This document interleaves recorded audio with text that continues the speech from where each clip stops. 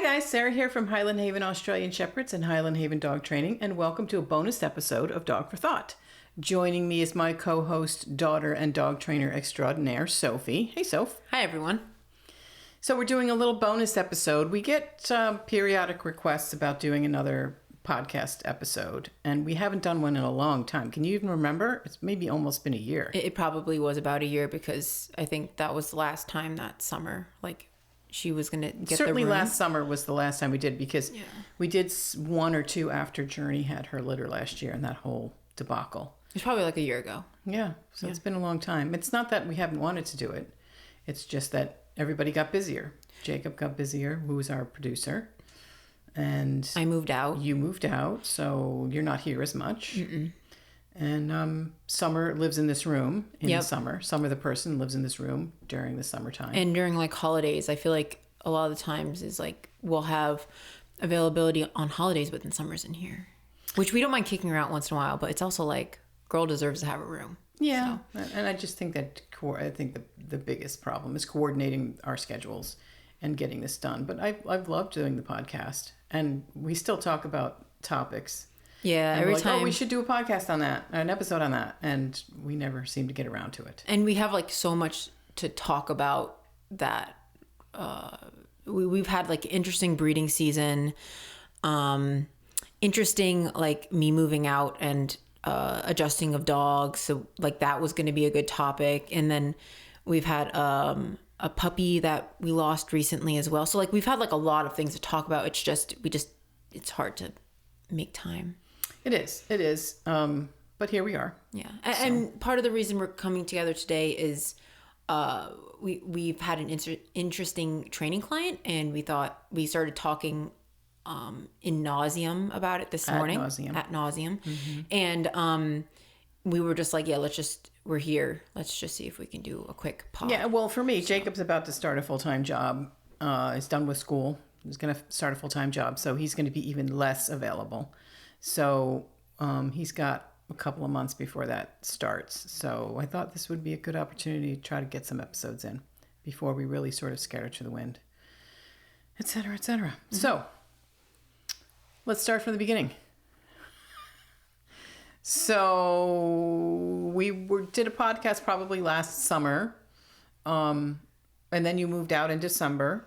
So now you live about 30 minutes away, and you commute here to work every day. So I do see you every day. Yeah, you do see me. Yeah, that was a little bit of an adjustment for me. Mm-hmm. But we figured that out.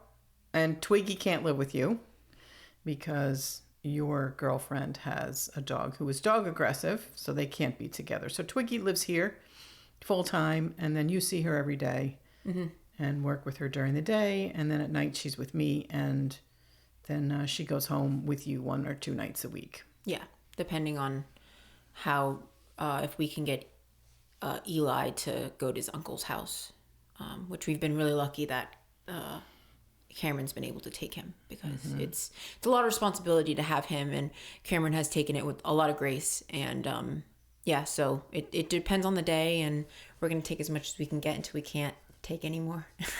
Yeah, so Eli is a 80-pound pit bull. And he is great with people, but really quite dangerous with other animals. And he's very well trained. It's just we've talked about it a lot on the podcast, where it's play, and play turns into aggression. Mm-hmm. What's the predatory word? Drift? Predatory drift. So he'll be in this very playful state, and then all of a sudden the pity turns on. And you're like, oh, okay, So there's no way he'll ever really be able to be with other dogs, which is too bad. And of course, they're the same exact age. Twiggy's 5 and he's 5. So it's tricky, but luckily I love him. And luckily I'm able to take Twiggy home. And we're doing well so far. Twiggy and Journey still can't be together. So they have to rotate in the house here, which is a bummer. But Twiggy has a good life. Yeah, she's been doing I feel like a year ago today I was talking about how great she's been being with the training dogs, and have been a really great training companion when dogs are giving me weird behaviors, or if a dog's being inappropriate, I could be like, oh, Twiggy, can you go tell them to knock it off? And she's really good at being a really good training assistant. which she wasn't like that a year ago. No. So she's really sort of matured developmentally, right? And also gotten very used to the routine and being with the training dogs. And she gets a lot of time, personal time with you, individual time with you. She gets more individual time, more exercise, and more enrichment than the other 8 dogs. Yeah. Who are just sort of together all day long in the house. Obviously, I don't get them out as much as you get Twiggy out because you're sort of focused on her when you're here. And then, you know, she doesn't get along with Journey, but if for some reason they do meet up, it's going to be a fight. It's going to be a serious fight, but no one's going to be killed. No. Right? No one's going to be seriously injured. No. We have very, very tight protocols about keeping them separated here. And they've worked very well because everybody here understands the gravity of the situation. That is not the situation with Eli. If you make a mistake, and when you're dealing with people and humans, people make mistakes. So the consequences are not horrific if Twiggy and Journey meet. But if Twiggy and Eli met, you know, people could get hurt, dogs could get hurt, etc. Yep. So Twiggy's done well, and she's really transformed into a dog who's really good with other dogs. Really good with other really dogs. good. Like, I really don't worry about her with other dogs, and we've been able to do more activities together. Like, she's more of like an activities dog. Like, she would not enjoy just being up with the group all day. So like having set times to like exercise her, she really enjoys, and then having complete alone time because she has a very short social battery. So I think I've just found the niche of like how much I can give her, and then when her social battery's done, like you don't do at night with her. She hangs out. So we do 4 shifts with the training dogs a day. The last shift is almost always me. I'm here, so it's like 7:30 p.m. to 8:30 p.m. where I go downstairs and I watch TV with the training dogs / boarding dogs that are here. And Twiggy is downstairs in her own room, separate from the training dogs, at least when there's not puppies around. And if you're doing that shift, you're much more likely to have Twiggy with you. I let Twiggy out to pee. That's her last pee for the night. She doesn't want to be in with the training dogs, like you say. She's done socially. She's done. And she really just prefers to go to sleep at 7:30, and that's that. So, you know, that doesn't, you know, with Twiggy and with dogs like this, that you have to sort of figure out their schedule and vis-a-vis the other dogs and the way we do. A lot of it is my comfort level or your comfort level of this situation. And I think a lot of people can relate to this, right? You're not comfortable with how much time you're spending with her and how much attention she's getting. In reality, she's quite comfortable with both of those two things. No. It's a lot of, you know, it's one of those situations like you don't get the dog you want, you get the dog you need. And I feel like the most things I've learned with Twiggy is to be comfortable in discomfort, be comfortable in discomfort. And I know that she's happy. And I mean, when she's with me at home, with Maya, it's like it's almost like too much activity. Like she needs so much downtime when she's with us because we're like doing stuff, and I'm hiking with her and we're going on walks, we're playing outside, and she's so done. Like she sleeps when she comes back here after I take her home for 2 nights. And then it reminds myself that like she's very comfortable in this environment, and I like taking her and putting her in discomfort so then she can like grow. But like and over time she would be fine if I had her home with me. But also in the end, like she's happier here with all the activities I do throughout the day. If she lived at home with me, I would leave her at home and she'd be in the crate for 7 hours a day, right, if you for had, me to come back home after work. Right. Which likely you wouldn't do. But if you had like a regular job, she'd be home in the crate for 8-9 hours a day. And so she's getting a lot more attention than that. But we have a lot of our listeners, we have a very high standard of what an enriched and happy life is for a dog. So, you know, it's a practice in remembering that it's about what they need and what is fulfilling to them, not what I think is fulfilling to them. Yeah. Like we got to observe and say, hey, she's got a really good life. That doesn't mean that periodically you feel guilty and periodically I feel guilty, because we do. Yep. But it is what it is. It's the same with Journey. She has to spend some time in the crate, more time in the crate than the rest of the 7 dogs, because I have to be able to have Twiggy upstairs because I want her upstairs in our living space with the other dogs. She can be with everybody but Journey. And so Journey has to spend more time in her crate than the other dogs. It's not even anywhere close to 8 hours a day, but it's probably 3 hours more than the other dogs spend in the crate, right? And in reality, after she goes out in the morning, I get up at 6:45 after everybody goes out and eats. Journey actually prefers to go in her crate because that's when I bring Twiggy upstairs to be with us until about 10 a.m. Journey actually prefers that. So even when Twiggy's with you, she kind of looks at me like, hey, it's my turn. My crate time. I'm supposed to be in the crate right now. So we have to remember that they take great solace and comfort in patterns and structure and consistency, even if it looks to us like the activity they're asking to do is super boring and isolating. For Journey, she also has kind of a limited social battery. Of all of the dogs we have, Journey would be the best as a single solo dog. Yep. She does not need to be around other dogs. She does not get a lot of good stuff. The word Joy. Thank you. Around being around other dogs, whereas the rest of the pack really does enjoy each other. Journey would be a fine solo dog, so I have to remember that. She can go spend time in her crate. Twiggy can come upstairs and hang with her siblings and parents and grandparents and all of her human family and be very happy too. So it's not ideal. I wish it didn't have to be that way. I wish that every single day it crosses my mind. But in reality, everyone's doing great. Yep. So it's a us problem and not a them problem. It's not sure. They're happy just existing, and I hear of so many dogs that are put in situations where they just don't want to be in because it's the human puts all of that on them. It's running theme with our clients, right? We talk about this a lot with our clients. Like, I think one of the things that we bring to the table as trainers is that because the dogs come and stay with us for 3 weeks and we spend such intensive time with them that we really do get to know who they are at the core. And because we're professionals and this is what we do for a living, we see clients' dogs differently than they see them. Not entirely, but in key ways.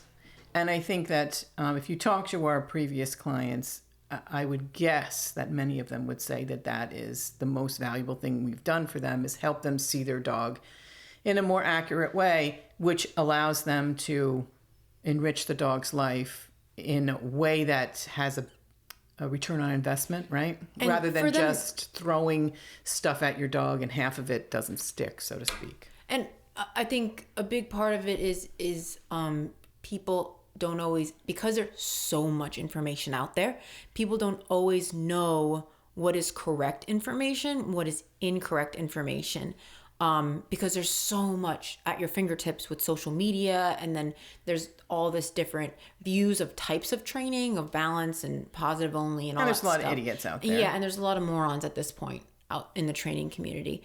So it's nice to have someone just be like, okay, you should not feel guilty for asking your dog to like behave themselves, that's a lot of our job, is being like, yeah, you're allowed to tell your dog no, or you're allowed to say that, this is a big social gathering, maybe my dog shouldn't be out during this birthday party with a bunch of children. You need to not feel guilty. That's just the same theme, right? Yep. The same thing that we go through every day, which is, your desire is to have your dog with you at all times, whenever you can.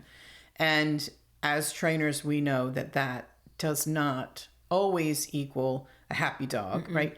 In fact, it almost never equals a happy dog. It's a really, really rare dog who can be with you 24/7 and feel comfortable all the time. Yeah. They're out there, but they're really, really rare. Yep. Vivi might be able to do it. Yeah. And even then, it's like, we have certain people over and I'm like, Vivi will not enjoy having this person over because she doesn't want people in her face for sure. But Vivi, out of all of our dogs, Vivi is the most exceptional, and she is probably the most exceptional dog I've ever met. I mean, she's a really unusual dog. She's pretty amazing. She's a farm dog. She's a dog that could go in the cab with you, go to the local farm store, get out, walk around the farm store with you, jump back in. Like, you could spend all day with that dog and she would be happy.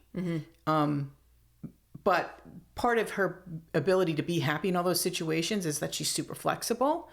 So she's absolutely happy doing nothing as well because she's super flexible. And I think that most dogs, and most people, by the way, are not like that. So we can't expect that from them. Yep. So we have the Twiggy situation. We're dealing with that. Everything's going good with that. You've moved out. We did breed 2 litters this past spring. It was intentional. It was an intentional thing. But I didn't necessarily want to breed 2 litters. When you have breeding bitches, it's a little different than what people think. And I've said this before, so some of our listeners will already know this situation. But with dogs, you can't just not breed them for a year or 2 and then go back to it. Like, you have to decide, do I want to breed this dog? If so, I have to do it regularly, either every cycle, so twice a year, or once a year for a period of years. You can't take a year off.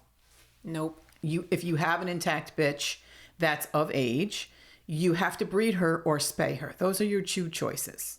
And it's not even just like, oh, well, because we want money or we need money. It's actually like a health thing. Like you need to do it. Otherwise, they could be in danger of their life because of pyometra or things that they can get in the environment, or there's a bunch of other diseases of keeping females intact of what could the main one being pyometra, happen. which is the really deadly uterine infection. The other thing is that it affects their fertility tremendously. Yes. So if you take a year and a half off, say you skip 2 full cycles, by the time you breed them on the next cycle, their fertility is going to be so impacted, negatively impacted, that they might not get pregnant, or they might have a very small litter, 1 or 2 puppies. Which could also impact their life because it's hard to be able to have only 2 puppies because they're so big. They grow so big that So there's a small, could be a micro litters are not good. Mm-mm. And then on top of that, with every cycle that goes unused, their chances of getting sick go up and up and up and up. So I had a choice. We had Evie, who was at the time owned by me, but lived with Gianna. Gianna was her owner for all intents and purposes, but for breeding purposes, technically she's still my dog. So we had her. She had 2 litters. This would be her 2nd litter this year. Oh, this was her 2nd litter. Okay. And then we had Tula. This was going to be Tula's first litter, which, was the whole reason of getting Tula. So it's kind of crazy to get her, keep her for 2 years, and then decide, oh, I'm not going to breed her. I mean, the whole point of getting her was to continue breeding. So I was definitely going to do Tula, and my choice was to not do Evie and skip, but then I'd have to skip an entire year because I don't do fall litters, because they just don't sell. And on top of it, it's like, then we're putting all that onus on Gianna to make sure she watches her in case any health issues happens. And we didn't want to do that to Gianna on top of all the other things we were asking of her. Yeah, I mean, it's bad. So. It's bad enough if something happens to my own dog, but these are my decisions. To put Evie at risk, I didn't feel ethically comfortable with that, because this is Gianna's baby, and if anything happened to that dog because of something I chose, that would be very hard for me to live with. Yes. So there was really no choice. No, there was no option. We had to breed both of them. And conveniently, they were around. They went in heat around. They were supposed to be closer time. in their heat cycles. They ended up being 6 weeks apart, which was not my ideal. It's better to just overdo it and to do 2 litters simultaneously than do 1 litter and then almost be rid of that litter, right? Almost have sold them all. They're all gone. And then another litter is just a nightmare because it's doubling your time. And, breeding puppies is an incredibly mentally and physically taxing endeavor. It is. Yep. People like to pretend that, breeders are just out for the money and yada, yada, yada. It is such a mentally draining and physically draining proposition. And then to essentially double it, minus 2 weeks, and it's crazy town. Yeah, it was really insane. And then on top of it, we had all these porting in training dogs, and I just moved out. Right, and we it had was done crazy. it at a time. I scheduled it. I had all these plans in place, at a time when we were, quote, going to be slow. And we have not been slow in more than a year. I even feel like this is like the slowest, like right now is the slowest that we've been. Yeah. In like a year. And we have consistent boarding dogs and training dogs. Yeah, we still have a bunch of dogs in the kennel, and the only reason we can do this episode is because we're like at kind of a lull right now. Yeah. So we've been crazy working. Which is great. Fantastic. Yeah, but it was just like another level on like top of breeding dogs, and then having Gianna here, and then having to have 2 separate areas because you don't want the females to be with each other because so that's the other thing. The females can't be in the same room together with litters because they become aggressive to each other, which makes sense. Yeah, right. Fair enough. So it was incredibly. I will never do it again. I will never have 2 litters at the same time again. Period. I've retired from that crazy town. There was only one time that I was like, oh, this was fun. And then we learned from it and we're like, oh yeah, no, we don't want to do this again. Well, the first time we did it, the puppies were 10 days apart. Yeah. And so that was super fun. And it was mother and daughter. And they could be in the same they had large a different room. Relationship. And so we just got lucky. And it was during COVID. It was it was right before COVID. It was 2019. Yeah. But the bitches could be in the same room together, even though they were in separate whelping boxes. And the litters were only 10 days apart, which means we were doing double the work, but basically for the same amount of time. And the third really important factor is both litters sold effortlessly. Yes. So all puppies were gone by the time they were 8 weeks of age. So we only did 10 extra days of work out of that whole experience. In this case, we did actually almost 10 extra weeks of work. So 2.5 months extra work because these litters did not sell well. And as much as you're like, oh, well, this is just what happens. It's like the extra work we had to put in was like free labor. So like on top of it, it was like, it only should be a set amount of time. And if you do the math on how much labor we have to do with breeding puppies and stuff, you really don't make that much hourly because it's a 24-hour gig.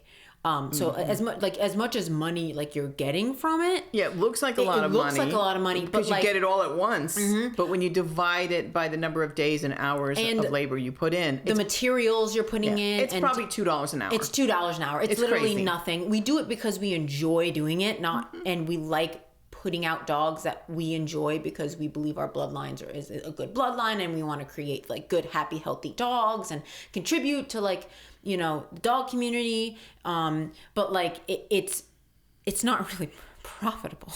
It's more of like an entertainment. So then to like add more days of free labor, we added months to it. It was insane. It was insane. It was the end of January till June. It was crazy town. And the worst part about it was that the dogs didn't sell well. For the first time in 11 years, I had to really work to sell these puppies. It coincided with some political stuff going on, and I believe that people just got spooked. Yep. When people get spooked by stuff like the Iran invasion or whatever, the Strait of Hormuz or whatever, it was a handful of different things that people were get anxious and they just pull back from everything. I really believe that was what was going on. It just happened to coincide with that. In addition, we did not have a lot of merles in these 2 litters, and people love their merles, which low-key makes me crazy, but whatever. I mean, whatever. So these puppies were hard to sell. So the first litter, we had leftover puppies. I think we had 2 leftover puppies, and then the third was sold, but she stayed with us for almost an extra 3 weeks for no extra charge. Mm-hmm. In any other litter I've done, in the 15 litters I've done, if a puppy has to stay with me for extra time, the clients pay for that. Yep. Because I am housebreaking and crate training and leash training, and they live upstairs in your bedroom. It's like talk about labor intensive. Yeah. So like on top of us like working, training dogs, taking care of our own dogs, we're housebreaking, crate training. They're living up in your room. It's a 24-hour gig. Also, dealing with another litter on the ground. Yes. I mean, it was. I almost have PTSD from the experience. It was just an incredibly unpleasant experience. And for a me. lot of like the things that are like boundaries that we would make with prospective puppy clients, we were like looking over because we were like, well, like we just need to sell a couple puppies. So, like they're a good owner, even though they're kind of weird or like they're not giving like the best signs. They're going to be a good owner. But we would normally just make a line in the sand and be like, yeah, no, we're not doing that. Right. And we got all good clients. Yes. The point is that I did not follow my boundaries on some of the inquiries, right? And so I engaged in negotiation or whatever, sales calls or correspondences with people who I normally would never do that with because they show red flags, right? They only want this, they only want that. They have all these conditions, and I'm like, that's not who I am. We want to come see the puppies before we put a deposit down. Yeah, we want to waste your time and come sit here and play with puppies for 2 hours. Yeah, and then go, I'm one. not going to buy a puppy. I mean, I never do that. I've never done that. Nope. So one of the things, as we just mentioned, is because this is my home, I don't allow people to come and visit puppies unless they have a deposit. We can do a phone call, we can do a Zoom call prior, but you have to have a signed contract and a deposit to come and see the puppies in person. Well, to come to my home, right? To know my Because address, because it's my home. Yes. And also, I don't want to waste my time. It's not. It's not time for you to play with puppies. This is a business transaction. Yep. I let that go by the wayside. And then there was a couple things like that, and of course, when I started to see that none of those people bought puppies, not a single person who I let in sort of, I considered as a potential, none of those people bought a puppy. None of them. So when it took me 2 months to figure that out. And now I'm already into the next litter, selling the next litter. Once I figured that out, I was like, I'm just going to go back to my regular, very strong boundaries with people and just turn people away that are showing these red flags. Not that they're bad people. No, it's just... Not that they wouldn't eventually make good dog owners. It's just they weren't in the price range, the tax bracket to afford one of my puppies, for instance, or weren't, it wasn't the right time for them. Yeah, or whatever. it was like a lot of people were just like, oh, well, maybe the next litter, or I want a blue, or like, can I have this one? No, that one's sold. Well, I only want this one. So Tell me know when that person doesn't take that dog. And it's like, that doesn't happen. It's a signed contract. It's done. Like, you're not getting that puppy. Right. It was just like the most outrageous stuff. And we've never experienced it before. We would never experienced it because I would never have allowed it to happen. It would have never, And it's also like, those are not our clients. Like, those are not, if you want a specific color or a specific type of dog or whatever, go to a different breeder. That's not us. All of our puppies are created equal. We value all of them, no matter color, shape, sex, whatever. And you should be looking to me as the expert on these dogs, not only an expert on the breed, but an expert on this particular bloodline. You should be respecting my opinion on which dog is best for you, right? Mm-hmm. And people like that don't. No. So once I figured that out, and when you're trying to sell stuff and you have surplus stock, right? And you're trying to sell it, it's very easy to sort of compromise some of these strong boundaries. Once I figured out what was going on and I saw the light, so to speak, I stopped doing that. Things got way less stressful for me because every time someone didn't buy a puppy, which by the way has never happened to me before. No. I've never had somebody come to the house and not buy a puppy. No. Ever. No. And it happened twice during these litters. It was crazy town. It was insane. What is wrong with you? Get out! It's so personally insulting to me that. What do you mean you don't want one of my puppies? Like, what's wrong with you? Well, and it's not even just that. It's just like the audacity of like wasting my time. It's not even just wasting our time. We didn't have any time to waste. We had no time to waste between like figuring out the training dogs and the boarding dogs and just having all these dogs in our house, taking care of our own dogs, and then making sure these puppies were healthy and happy and no issues were going on with them, and taking care of the mothers. Now we're having people come into our house and then waste our time. It's like we didn't even have any time to spare. How dare you? And plus, I kind of felt, which, I mean, correct me if I'm wrong, it kind of feels like when you're a new mother and you're you're just trying to stay afloat. And then these people are like, can I come see your baby? No, my baby is keeping me up all fucking night. You cannot come see my baby. Like, until I'm in a better headspace to take care of my fucking baby, you cannot come see my baby. Like, I felt like it, and people just don't understand. So no, and I don't think it was like intentional. I don't think it was personal. I don't think they were bad people. No, it's just that they were clueless and completely self-absorbed and not observing what they just don't know. They're just ignorant. Just didn't know. And we ended up with great clients. Yes. It took a while for a few of the puppies to find, but they all had a soft landing and great homes. We have no problem a couple dogs we like held back because we were like, these are like former clients or a client of a client, and so like we knew that they were going to go to great homes. It was just like it was just exhausting. Yeah, and fair enough. It doesn't always go the way you think it's going to go. And we've been incredibly fortunate. I've never had to advertise puppies before. I've never had to do that. I mean, yes, I'll put them on Instagram and advertise them that way, but I've never had to like take out ads in Google and stuff to sell puppies. I've never had to do that. And eventually you will have to. And this was the time. And our ads guy passed away. Yeah, the guy who runs my Google's ad died suddenly. So it was like a perfect storm of craziness. It was crazy. I always say, the longer you breed dogs, what you find is every single litter comes with an unexpected negative. No litter is perfect. And so if you have puppies that sell well, the puppies will have been sick at some point. If you have puppies that are healthy, the market stinks, or the mother needs a C-section. Or the mother needs a C-section and gets ill. Or you can't, the heat cycles line up perfectly, and then you go to breed both of them, and neither of them take. And that's the other thing about, having multiple females, having two females, is the reason I like to have more than one female is because if you only have one and she doesn't take, you have no puppies. You have zero puppies. So you always sort of want to back up female. And so you go for both, hoping for at least one healthy litter. It's kind of like when you do IVF, right? You implant more embryos than you want, but because you know that some won't take. So and then you're like, oh well, I guess I can't have a baby. I guess I'll adopt, and the next thing you know, you're pregnant. Right. It's like it's just a crapshoot, and we were just trying to stay afloat. Yeah, and drown. It was tough, and I was on Instagram every day for months. Dealing with potential clients and posting stuff every day, every single day on top of everything else I was doing.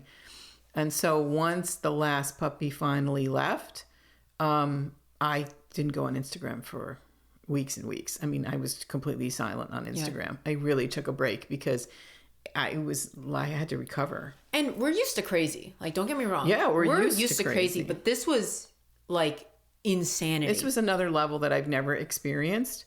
And then I think on top of it, like me not living at home was like a different level. Because at least I could leave. No, it felt to me. Yeah, and I don't know how you survived because I just went home and I was able to be like, and like, even then I was still stressed out at home, but like you were living in it. No, you know how I survived? I went to therapy. I mean, it was tough. Yeah, it was. I'm not kidding. Like I had to straighten some stuff out. Yeah, you did. I mean, it brought up some things that I was like, I'm not sure.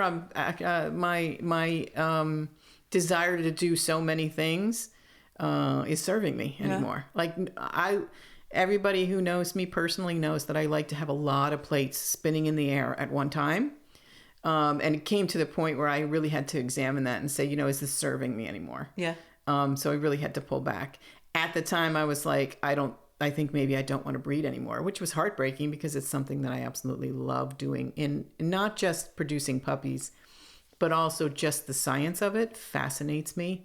It helps me learn about dogs in like a biological way. Like I've learned so much from it. No, we've learned so much about like genetics and how things are passed on and traits, and it's given us I think a completely different edge to training, because we could be like, a client could come to us and be like, yeah, I don't know, this dog is displaying this and this behavior.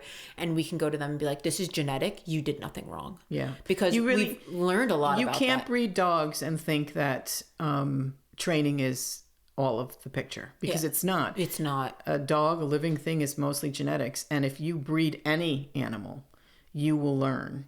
Or if you even have a lot of children, right? You will learn that they come into this world 90% wired, and you only have a very small percentage that you can manipulate. And breeding has really taught me that. What we ended up doing was spaying Evie. Yep. Evie is officially spayed. She's retired. I signed over the ownership paperwork officially to Gianna, so Gianna is officially her owner. She was what we call in the industry a guardian home. So the breeder retains technical ownership.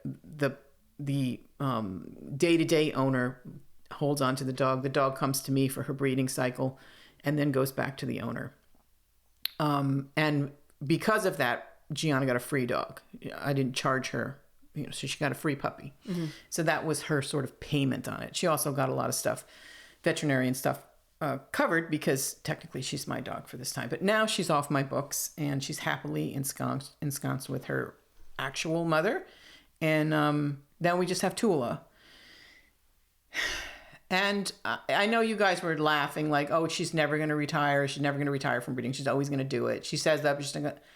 I really did think about it. But looking back on the perfect storm of the situation and what I learned from it, and I have to say, I love learning things in the world. I love learning through experience.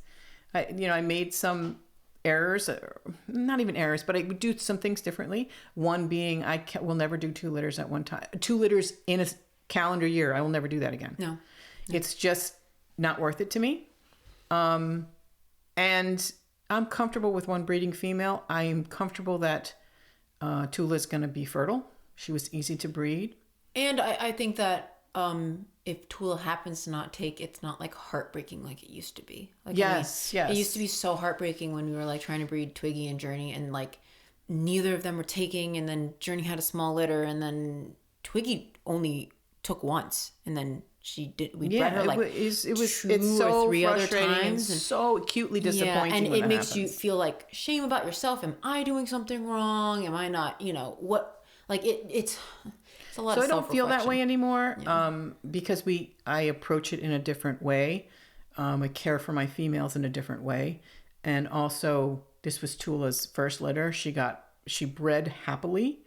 I didn't have any part in her breeding. I just had to stand there and watch, which is not, when we first started out, was not how we bred our females. Our females were quite reluctant to breed. So we really had to be hands-on. It's so funny. It's like we went from like having like really hard time breeding our females, but having really easy litters that would sell easily. And there's like no complications and super easy. And then it like the tides change, and then it's like easy breeding females, no complications during pregnancy, and then having like a difficult time with the puppies and like all that stuff. Because nothing is ever perfect. Mm-hmm. So I'm comfortable with having just Tula. My plan is to breed her next year, barring any unforeseen circumstances, is to breed her. But she hasn't gone into heat yet so she's like, she's 6 weeks overdue. I know. For her heat cycle. So that's going to push us farther and farther into next spring. But I'm comfortable with one breeding female. I think I will breed her next year. I might keep one of her females if I get the right girl out of her. But I will only, I think, ever have one breeding female going forward. And I would like to reduce the number of dogs that I have, that I own personally.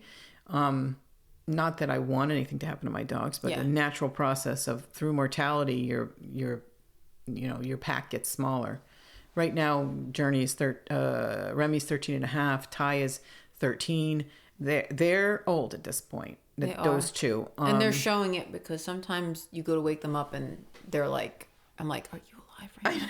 They're old. They keep scaring us. They're actually in good shape, but they're definitely old. And they're I think deaf, we have and they have memory 13, care. 12, 11, 10, 9. They goes down the whole thing. Yeah. So I have a significantly older pack to the point where like we can't play fetch with anyone. We can only play fetch with like 2 of them right now because it's too much. They all run each other over and then end up pulling something. And they're on like and when you have an older dogs in the group, you have to care for them differently and make sure that they're protected from the younger dogs, not bumping into them, knocking them over, pushing them down the stairs. Mm-hmm. Or in the case of the Deacon, he likes to really every once in a while go after Ty, who's an old man. Leave him alone. Yeah, so there's a lot of oversight with that. I'm looking forward to reducing the number of personal dogs over time.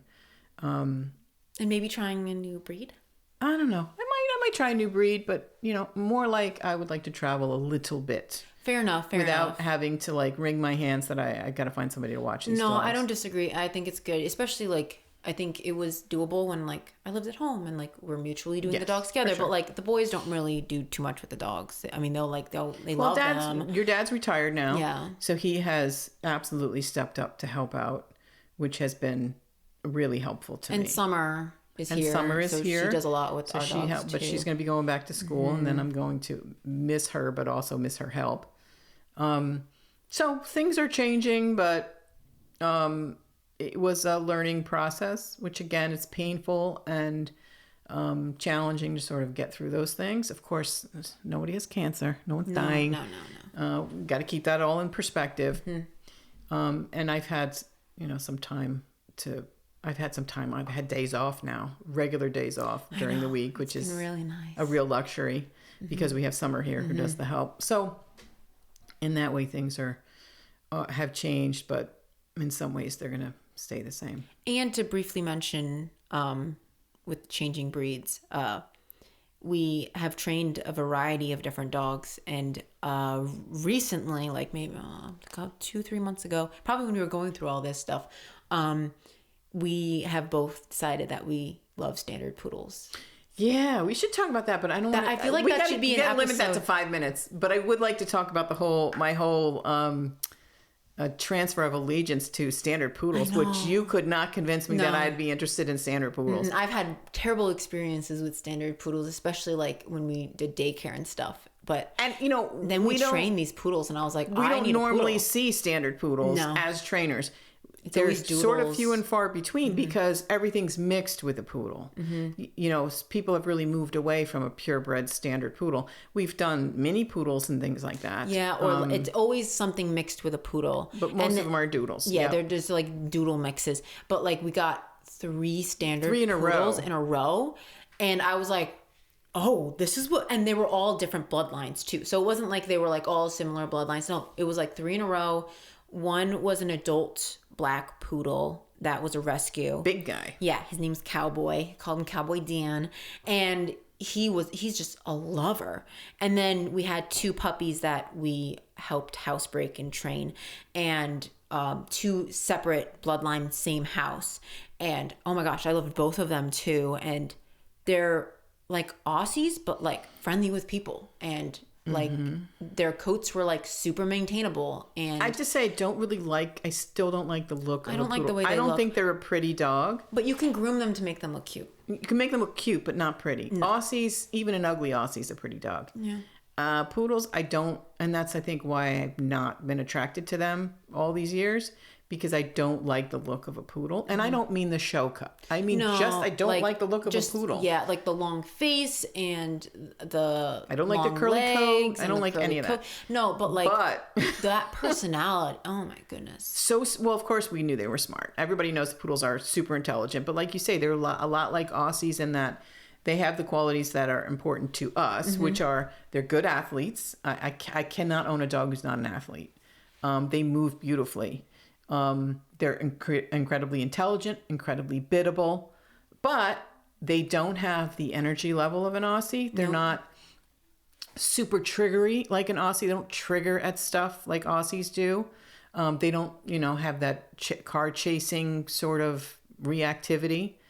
The nipping inhibition. What they also don't have, though, is they're not as healthy as Aussies. No, they're not as healthy, and they don't have great teeth. They have terrible teeth, which I don't really love. And I don't think they age the best. I mean, you can like mask them to make them look like they're not like Aussies well. But, let me tell you, Remy, she's 13 and a half, and she looks good. She looks good. I mean, you could tell she's old by the way she moves. Yeah, but that's it. I mean, I just threw a ball the other day because it was just in the way. I just kicked it, and that girl was running, and I was like, "You're 13. You should not be running right now." And she's barking at everybody, and she looks and her really teeth good. are still amazing. Yeah, You never need a dental on an Aussie. Nope. If you give them hard bones to chew, you don't ever need to do a dental. That's not true of poodles. Poodles have terrible teeth. Yeah, no matter what you do, you're probably And poodles have a dental. lot of genetic problems, genetic things that they haven't been able to screen out of the breed.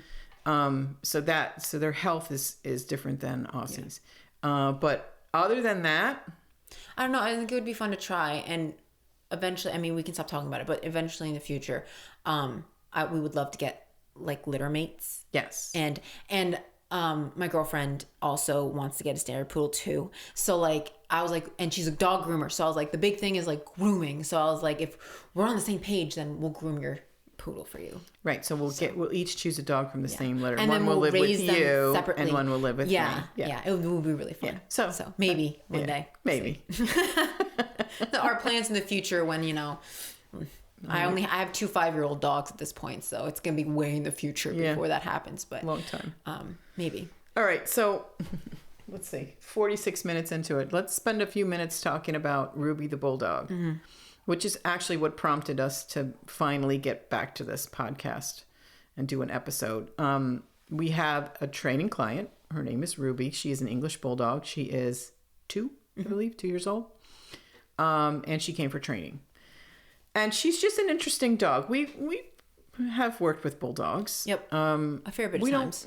Not often, but we do get bulldogs in. They're a challenging breed to live with in general, health-wise and behavior-wise.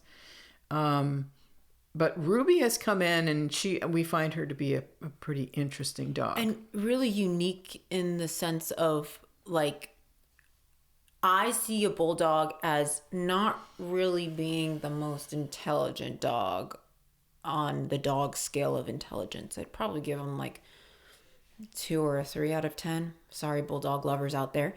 And because of that, they tend to have a lot of machismo. They have a lot of confidence. They walk into a room and know that they're the best dog in the room. Like, they don't really think about things. They just jump off of that ledge because they think they can do it. They tend to be a bit of a bully. They tend to, they can not have the best social skills. Overall, they are pretty, people love them. They love them because of their ballsy, big nature and bulldoggy, big tough energy. Yeah, they're big everything. They have a big personality. They're big heads, big body. Yeah, they're just big in every way. Yeah. So the people who have them generally have big personalities, Yes. and they really enjoy that sort of jolly cluelessness, the desire to jump in, close your eyes and just jump in, Not and even not think even look about- if there's water in the pool. Just jump in. Yep. And not even make the connections when you hit the cement floor of the pool and get hurt and go, they don't learn from that. No, they'll just do the keep doing exact it same thing every next single time. And people love that personality. I mean, it's the same thing with, like, if you look at most bully breeds, like Frenchies are very much like that. Same thing, yep. Boston Terriers, higher energy, more athletic, but same personality. Pugs to a degree, lower drive, but same personality. So like it's definitely a very particular type, and it's really not our bag. But the interesting thing about Ruby is the way that they described her. They had a very detailed form on all the different behaviors that she had. They've worked with her a lot. They work a lot, and They worked with another trainer. She went to board and train elsewhere. yes. Go ahead. And they had very detailed report card of her. So when we read it all through, we were like, okay, like we pretty much know the dog we're gonna get. So I was very prepared for a bulldog because a lot of the descriptions of her were very bulldogish. And then we get this really sensitive, Timid, biddable, wary, dog, athletic, looking for reassurance dog, and we're like, what the is hell is this? this? This is not the report card at all. I like this. I've never like, I like pretty much all dog breeds. But I would not say that I ever loved a bulldog, that I was like, oh, this is my bag. Well, Rocco was pretty cool. Rocco was pretty cool, but he was a bulldog. He was very much a bulldog. He was but he was beautiful. he was beautiful, but he was just like, he was just a goofy guy. Like he Not particularly I wouldn't want to no. keep him. Ruby, I would keep her. If they didn't want her anymore, I'd take her. I really like this dog. She constantly asks if she's doing the right thing. She goes into a situation knowing that like she doesn't know all the rules and has to like nitpick and find her place. So let's describe that, because having done daycare for a long time, one of the things you learn to not like when you're integrating a new dog into a daycare environment, a group dog environment, is you don't like the dog who goes, that's never been there before, that goes right into this group of, say, 20 dogs and starts to play immediately. That's actually a red flag. It's a huge red flag. The novice, the layperson would look at that and say, oh, look at that. He's so social. He's doing great. The expert would look at that and say, oh, that's a problem. Yep. Because that's an inappropriate behavior. And that's a dog who's not looking at social etiquette and social boundaries and is not taking anything into accountability. They're just like, let's go play. They're also not observing the danger scale. And if they are observing the amount of danger that they're in because they're in a group of 20 dogs that they don't know the rules, boundaries, limitations, anything, and you're immediately playing, that's a dog that is either really dominant and really secure in themselves, or a dog that is dumb and will make a bad decision and start a scuffle. Either way, it's a scuffle no matter how you slice it. Right. I mean, because if you want to narrow it down, if you want to boil it down, if a dog goes into a group of 20 strange dogs, those dogs could be very tight, right? A very tight social group. And they could, in theory, turn on the interloper and kill that dog. Yep. I mean, this is super extreme, yes, right? Yeah. But like easily... I mean, if you're talking about like street dogs in Peru, yes, right? Yes. A single dog is not going to enter a social group of street dogs like that, because that dog is going to be quickly dispatched and then not produce any more, offspring. It's like Darwinism, it's right? Literally a survival instinct to be wary going into a group of 20 dogs. So when you have most bulldogs, most bully mixes, other breeds as well to some degree. Yes. But it's very common for a bully or bully mix to walk into a group social situation on a property that they've never been on. Yes. And just immediately say, hey, I'm here, I am the king shit, and start playing. And that is a red flag. Ruby did not do that. No, she did the opposite. She did the opposite. She was very avoidant. All of her body language was, I am not a threat. I don't want anything. I don't want any beef. I mean no harm. Like every single body language, everything that she was doing was saying that she's not a threat and that she doesn't know the rules and that she's wary, which is with both people and dogs, which is very interesting because that's not what I would describe a bulldog. Most bulldogs will either be overly friendly with people they don't know, or aggressive with people they don't know. Like there's overly friendly, tinged with actual serious aggression. And the way that her parents were describing her, that's what I was expecting. Is like her to almost be borderline not great. I mean, to the point where they were like, well, if she's not good with the other dogs, then she's a safety issue. Like we had an exit plan for her. Like we would just compensate them for the training. Because if she was going to be an actual threat to the other dogs, because even though she's, whatever she is, maybe 14, 15 inches at the shoulder, she's not very big.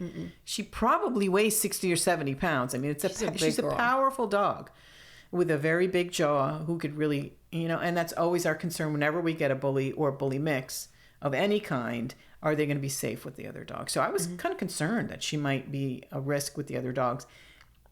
And she had some incidences at dog parks. Yes, and some reactivity on leash and things like that. Yeah, like everything in the documents were like to tread lightly. And that she turns on, like when she plays, turns on quickly, goes to a 10 and plays super rough. And goes for like the neck area as playing. Which so is like very bulldogish. Very bulldogish. So I wasn't surprised at all at that. That is not what we saw. Although we did see her turn on a couple of times. She would turn on, but with like the most smallest correction. She was like, "Oh, sorry, I didn't realize that that's not what you wanted." Correction from the other dog. She could take corrections from other dogs. And normally bully mixes don't Can't. do well They get with very. corrections. It's like an ego hit It bulldogs. does smack of ego. Of course, that's not really what's going on, but that's what it looks like. And if you were to interpret it in human form, like someone who has a shame response. Yeah, it's literally like a man having a shame response because you said excuse me. You know what I mean? Same vibe.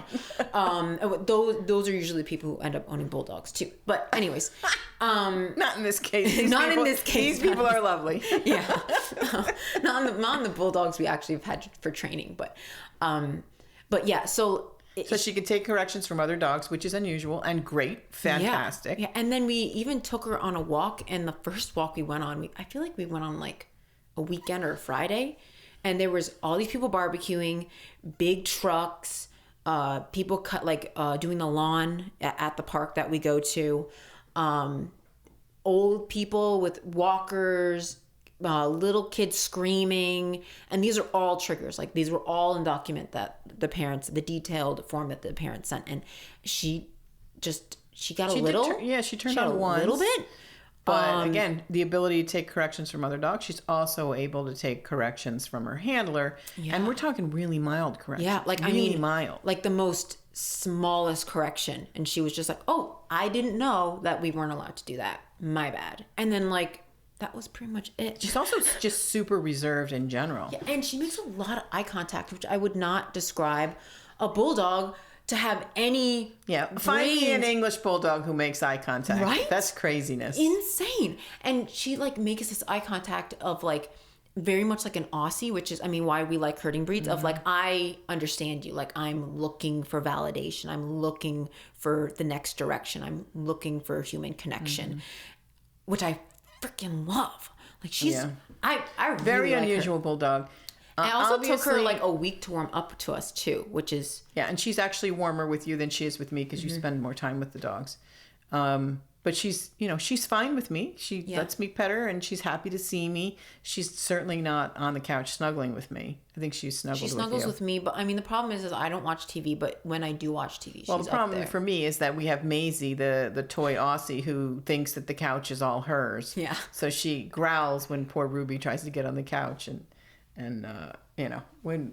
what am I going to do? So Ruby says, "Yeah, no thanks. Yeah, I'll reconsider and go lay over here." Well, it's funny because I was on the couch with them, and she doesn't want to jump on the couch for me, so I have to lift 60 pounds of her up. No, she jumps on the couch by herself with me. Jumps on the couch with me. I pick her up, and then she curls up next to me, and then puts her head on me and goes like this. With doll eyes, and I just scratch under her chin, and then Maisie's all but she doesn't care. She's laying on the other side. She's not that driven to be with me at this point. But she's quite reserved, which is not really a bulldog thing. You really have to work for her affection, which is something that I like. I love it. Because it feels very satisfying when you do win them over. She's very biddable. She's quite sensitive and timid, which is not something that I would ascribe to the average bulldog. To the point where we were like, well, did something happen with the other trainer? We were trying to just be optimistic of this is most likely genetic, like we were just talking about before. But it came to a point where we were like, okay, we need to make sure that this is normal behavior. So we ended up calling the parents, which is not a normal thing that we do. It's only for specific dogs that will have a small phone call just to make sure that we're on the right track. And we ended up calling them, and they were like, no, she's always been like this. She's always been kind of shy. So we were a little concerned that maybe she had some harsh techniques with the other trainer, which was also a board and train. Yes. And, it's very easy to assume that when you have a timid dog that someone's been harsh with them. Mm-hmm. We never thought it was the owners, but no. It's very easy to quickly jump to that conclusion. And so it's good at that point to then speak to the owners and say, hey, are these behaviors we saw before board and train, or did they only come out after? Because then it sort of puts to rest. And the answer is, no, she had the behaviors before. Yeah. The board and train might have not taken into account how timid and sensitive she was, but overall, the bottom line is she had those behaviors before. And what that does for us is it helps put to rest in our minds that we're dealing with a dog who's had harsh techniques applied and to then them. making sure that like we don't trigger those behaviors, because that was more or less my fears. Like, oh, am I triggering behaviors, and do those behaviors now I have to unwind, and then inform the parents that these are abnormal behaviors. I also want to be more careful with the dog who's had a bad experience, because maybe this is what you're saying. You can then trigger a more intense reaction to what you're doing with her, because they're going to be more defensive because they've been dealt some unfairly harsh, hands at the hands of another trainer. So you want to, if that's the case, and I don't think that's the case here. No, I don't think so. But, as trainers, we want to make sure that they haven't sort of gone through a trauma that we have to be careful not to re-trigger. And make them more defensive. So we were able to speak to the owners and sort of put that to rest in our mind, and then sort of move forward. She did start to play. She's been here for a little over a week. Yeah. And she has not been playing. She's been avoidant with the other dogs. And she's had a variety of dogs come and go, of all different sizes, of all different personalities, of all different play styles. Some of them have invited her to play. Other dogs totally ignore her. Some have very nervous energy. Others are super mellow. They were big dogs, little dogs. Just a variety of dogs that have come and gone. And she's been avoidant with all of them. Which is fascinating. Yeah. Not typical. Again, not typical of almost any dog we get. Yeah. And when you're talking about a bulldog, really not typical. And then on top of it, her being here for such a long period of time, that she knows the routine, she knows what's going on, she knows what's happening, she knows the rules. Right. So she should be more comfortable to play. We should start seeing these behaviors come out, the more comfortable she gets. And we're not. She did just yesterday start to play with Harpo, maybe a 45-pound Bernedoodle. He has a very intense play style. He's a good boy. He has a very intense play style. He's not every dog's cup of tea, because he likes to play long and hard. Yeah. And I look at that and I'm like, she likes to play rough, because I've had short intervals of playing with her.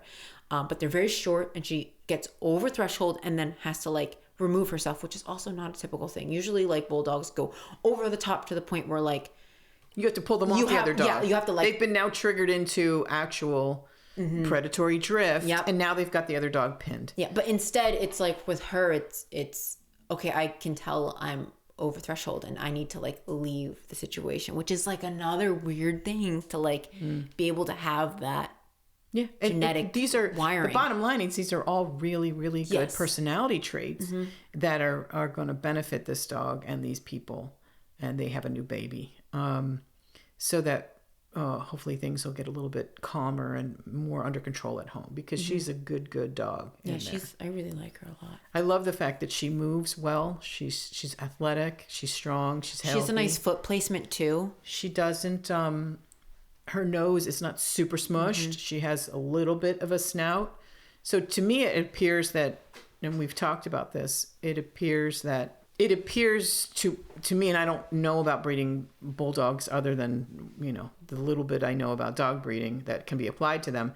She seems to be a somewhat ethically bred bulldog, like with actual conscious of not making them super brachiocephalic, the smush nose, making that so they can actually move and like, I mean, she still has bulldog issues. Like she had she tore ACL, and she was sick at a young age. She was very sick with pneumonia as a young dog. I mean, it's one of those. She's still a bulldog. Yeah, she's still a bulldog. She still has bulldog tendon sensitivities. Yeah, sensitivities and genetic predisposition, but physical vulnerabilities that come with the breed. But overall, I mean, she seems like a nicely bred dog. Yeah, which gives me heart, because we can bring bulldogs back from the brink. Same with Frenchies. I know. We can do it, but people have to be willing to make those, decisions when it's they're all mixing about dogs. money. It's all about money. That's the problem with these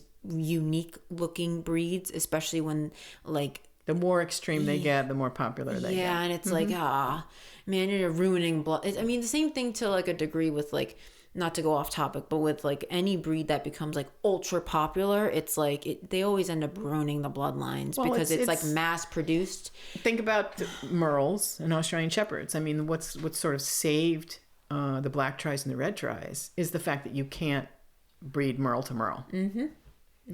That's the only reason black tries and red ties exists, because people are so obsessed with the Merle. So that's actually benefited them. Especially right now, everyone's addicted to Merles. They're mixing Merles and everything. And it's like, okay, do you guys know all the genes that come with Merles? Because it's very tricky. Like, I would not want a Merle in almost any other breed besides that it's not naturally standard, and because they come with so many health issues, and even it's not normal. It's not normal. It's not normal. And even within Aussies, you have to be so careful of mixing specific bloodlines because you can really mess a dog up. Anyways, to go back to Ruby, she's lovely. She's cool. It's I love working with a dog who is sort of the antithesis of what you see typically in that breed, because it helps us. It puts a different perspective, because like it's same thing with like the poodles.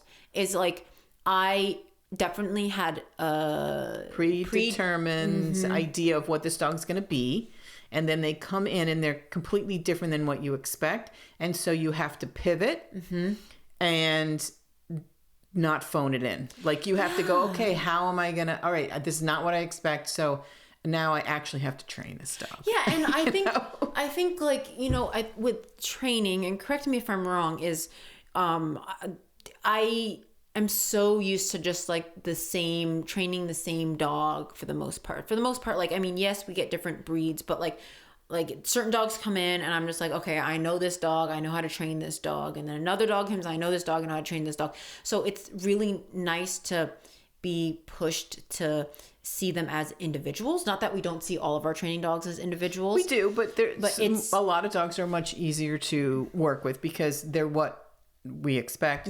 Dogs like Lucy, the GSP, right, sort of push the needle forward for us. And then from there, it's like, then we end up training this GSP Remy, and I was like, okay, like these are normal behaviors because Lucy showed all of these same behaviors, and now that we're training another Bruno, GSP, it's like, okay, like GSPs for the most part that we've trained have all had very similar GSPs will make your training better regardless. Yeah, I mean, even the best GSP will challenge you training wise. Yes. But dogs that are not what we expect make us better trainers, right? Because we can't just be on autopilot. You have to be creative.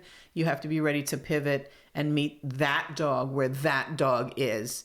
And that makes it, first of all, it's interesting to the mind, right? The difference. And it makes you a better trainer and a better person, I would argue. Yeah, and like, like I look at in bulldogs or bully breeds, and the reason that we were thinking a certain way about the training with Ruby is because they have such a specific stereotype that like your initial reaction is to be like really intense, really harsh with them because they're a power breed.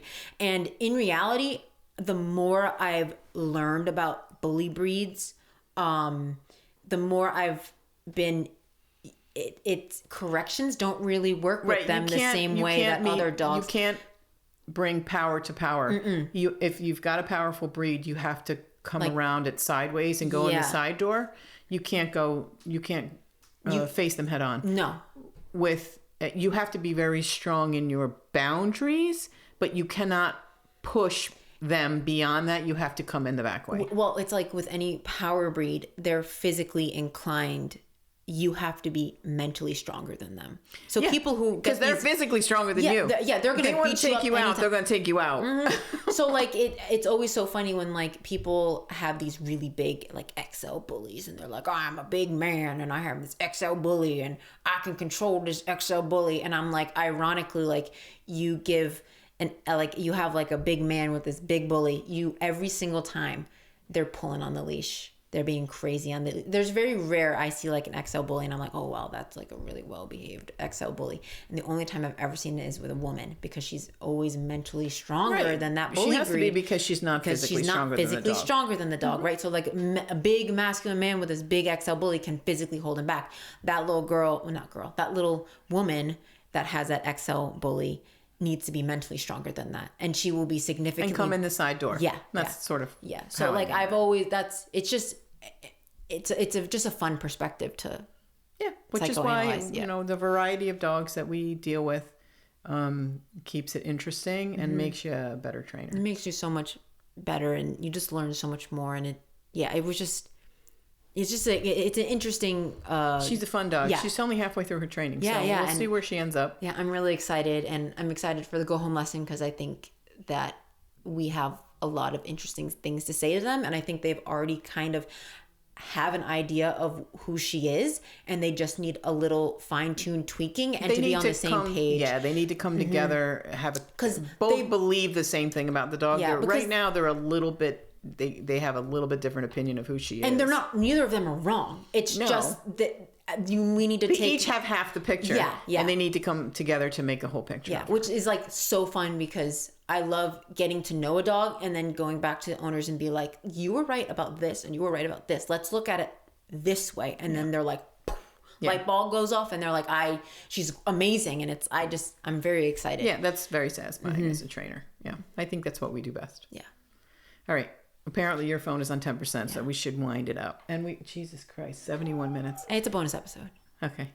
Well, we appreciate everybody coming in and listening to our bonus episode. We will try to do these occasionally, but I don't want to say that this is like season something, episode something, because that makes me feel like we need to like produce them in a certain time period. Yeah, I just don't think that's we just don't have time anymore. Gonna be possible. Although I'd love it. I know, I do too.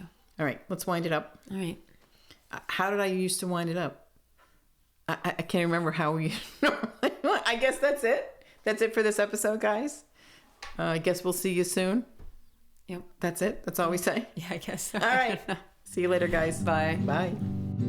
Dog for Thought is written and hosted by me, Sarah Brown, co-hosted by Sophie Brown, produced, edited, and original music by Jacob Brown. Don't forget to like and subscribe. Bye.